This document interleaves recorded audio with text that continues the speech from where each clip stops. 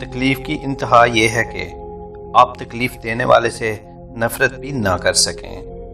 فاصلوں کو آپس میں اتنا نہ بڑھائیں کہ دروازے کھلے بھی ہوں لیکن آپ کو اجنبی بن کر دروازہ کھٹکھٹانا پڑے۔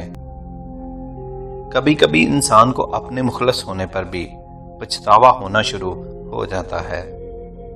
تمہیں کیوں لگتا ہے کہ تمہارے بغیر دنیا ویران ہو جائے گی؟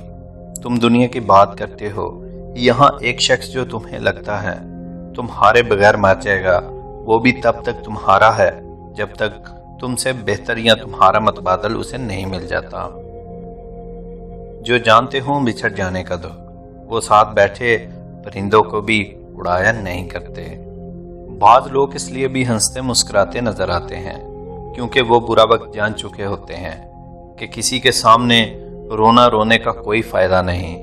مسائل تو ہر کسی کے زندگی میں ہیں اور کسی کو جتانے یا بتانے سے ملنے والی 2 پل کی ہمدردی مسائل کا مستقل حل نہیں ہے۔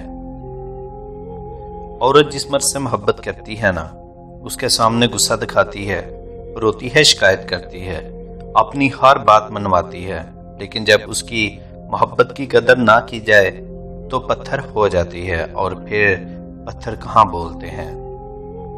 تقدیر کے لکھے کبھی تویزوں سے نہیں مٹا کرتے۔ ٹوٹا ہوا یقین، گزرا ہوا بچپن کبھی واپس نہیں آ سکتا۔